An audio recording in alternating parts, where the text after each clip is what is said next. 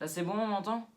Ah bah c'est la couleur est revenue, merci. Bon, désolé les amis pour cette transition un peu pétée. Oui, je sais, j'étais en noir et blanc, je pouvais pas parler. Enfin, en gros, j'étais muet. Mais bon, là ça y est, tout s'est arrangé. Maintenant, on va pouvoir commencer la vidéo. D'ailleurs, va falloir que tu m'expliques, hein, Joker Pop, après la vidéo. Tu me penseras? Ah non, mais t'inquiète pas, il n'y a rien du tout à expliquer. Hein. C'est juste que moi, comme un con, j'avais oublié de activer le son de la vidéo. Ça va, ça arrive.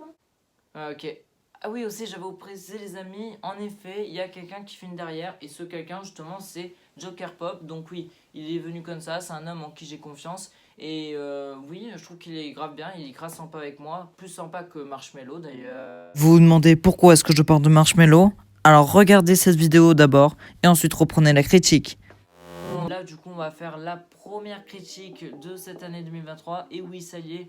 Donc, du coup, comme j'ai dit en début d'intro, même si vous m'entendez pas, on va parler du coup de Babylone qui est enfin sorti.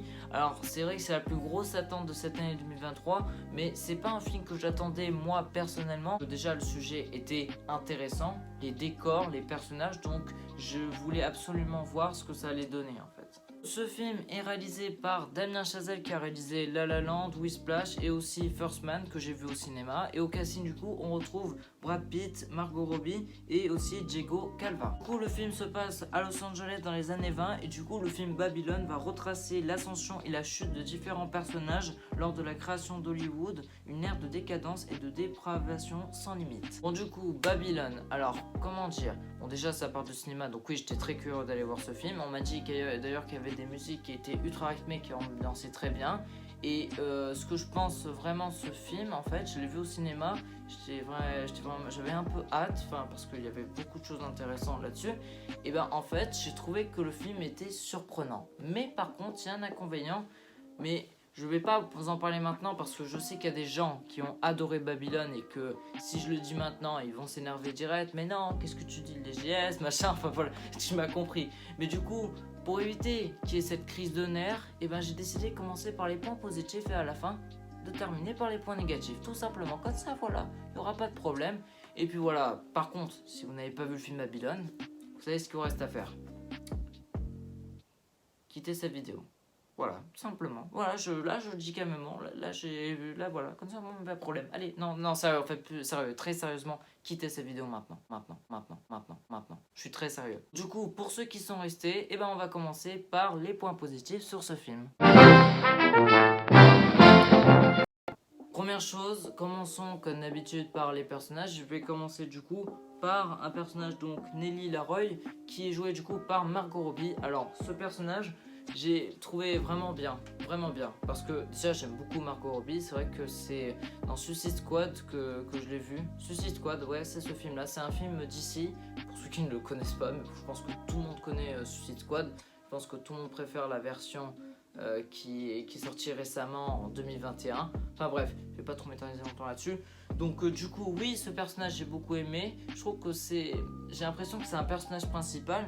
Mais en fait, il y a Brad Pitt aussi, qui est un personnage principal. Et lui aussi, j'ai bien aimé, parce que même si bon, après, je l'ai pas trop kiffé dans Bullet Train. Parce que oui, Bullet Train, j'ai vu, mais j'ai pas fait une critique. Mais là, dans le Babylone, oui, il avait un rôle qui était pas secondaire pour moi. Enfin, au départ, j'avais un peu peur de Brad Pitt. Je pensais qu'il allait être secondaire, qu'on n'avait pas vraiment entendu parler de lui. Mais en fait, non. Là, il joue un très bon rôle. Donc ouais, ça me va bien.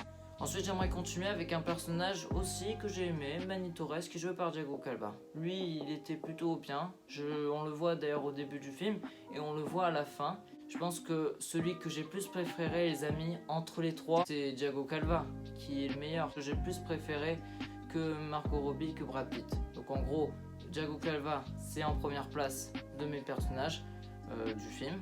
Et Margot Robbie en deuxième, et en troisième ça sera du coup Brad Pitt. D'ailleurs dites-moi vous aussi dans les commentaires quel est du coup vos personnages préférés, ça aussi ça m'intéresserait. Deuxième chose, il y a un moment dans le film, alors c'est au début, qui pour moi est culte. Alors déjà c'est au moment où tout le monde danse avec la musique entraînante qu'on va parler après, et il y a Margot en bien scène, mais ça franchement c'est une scène que j'oublierai jamais, c'est une très belle scène d'ouverture, donc je prends vraiment du plaisir.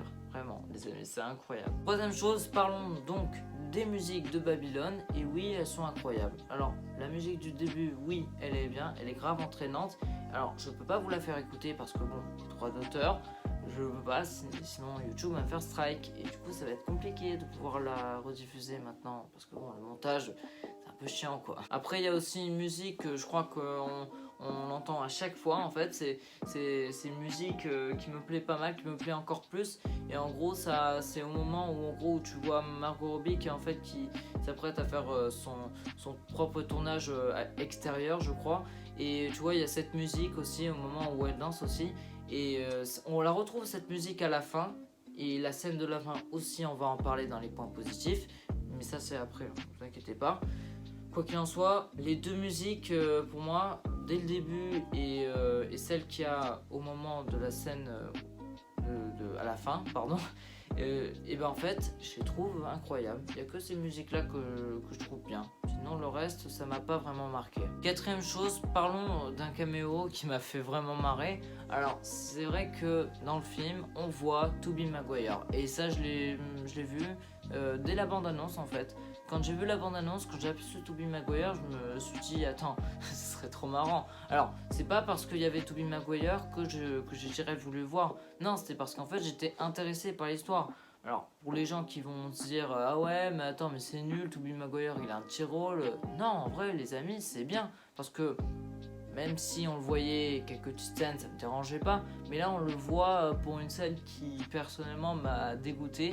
Enfin, je sais pas si vous vous en souvenez, mais très clairement, c'est horrible à ce moment-là. Enfin, c'est tellement dégueulasse, mais c'est pas un rôle de merde pour moi, Tobey Maguire qui fait. Non, vraiment, c'est un rôle qui fait un peu flipper. Enfin, quand tu vois sa tête, et bah, il te fait un peu flipper et il te fait un peu marrer en même temps. Parce que Tobey Maguire, c'est un acteur qui est vraiment incroyable, que ce soit pour Spider-Man, ok, Spider-Man on connaît que pour ça, mais pour d'autres films, il joue vraiment bien. Je vous conseille d'ailleurs d'aller voir ses autres films, il en a fait d'autres, je connais pas tous les noms de ses films, il en a fait beaucoup, mais vraiment c'est un génie ce mec. Cinquième chose, alors parlons de cette histoire donc du coup de sexe, de drogue, est-ce que pour vous ça fait trop, est-ce qu'il y a trop de sexe, trop de drogue qui est mis dans ce film?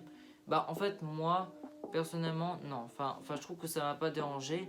Mais en vrai, certains moments ont peut-être été un peu trop exagérés. Par contre, si ça vous a causé un problème, bah dites-le moi aussi dans les commentaires. Sixième chose, il y a un moment dans le film qui m'a fait beaucoup rire. Alors, c'est un moment où en gros, il y a l'apparition du son, en gros, dans le cinéma.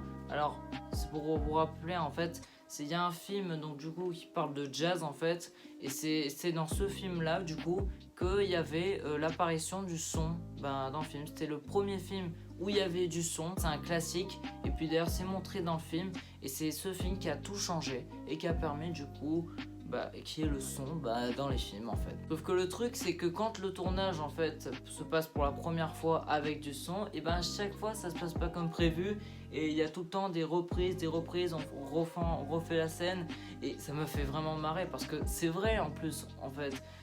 Même dans un tournage, tu as des difficultés. C'est toujours pareil, les tournages, tu as les acteurs qui s'énervent à force de refaire des scènes. On leur refait des scènes, on leur dit coupez, machin, un truc comme ça. Mais rien que le fait de penser, c'est trop marrant, vraiment. Dernière chose, parlons du coup de la scène de fin qui m'a vraiment beaucoup plu. En vrai, c'était vraiment bien. En gros, pour vous dire, en gros, c'est Diego Calva, l'acteur que je vous ai parlé.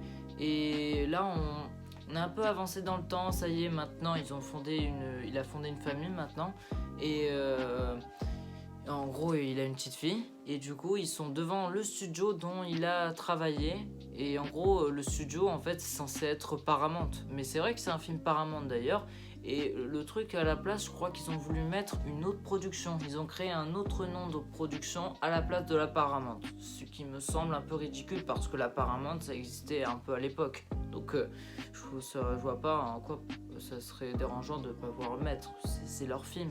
Enfin bref, donc du coup, donc le personnage, donc Manilores, donc du coup qui est joué par Diego Calva, il se rend au cinéma, et quand il voit les films, il repense donc ses souvenirs qu'il avait eu avec Margot Robbie, Et là, il y a une rétrospective du cinéma, carrément, avec la musique entraînante. Et là, il y a tous les films, tout, carrément. Les trucs qu'ont fait les Frères Lumière, Le Voyage dans la Lune. J'avais quelques rêves aussi, des classiques. Et après, il y a aussi Avatar, aussi, les films qui ont marqué le cinéma, carrément. Et ça se termine comme ça, par la dernière larme, donc du coup, de nostalgie qu'avait le cinéma à l'époque.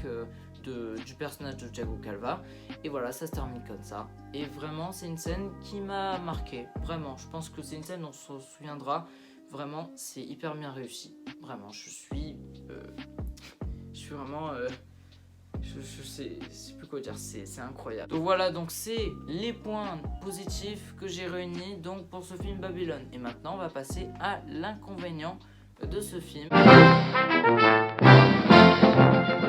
Donc première chose, donc je vais parler du coup de l'inconvénient du film, c'est que c'est trop long. Alors, oui, je sais, ça vous pourrait paraître ridicule, mais c'est vrai quoi.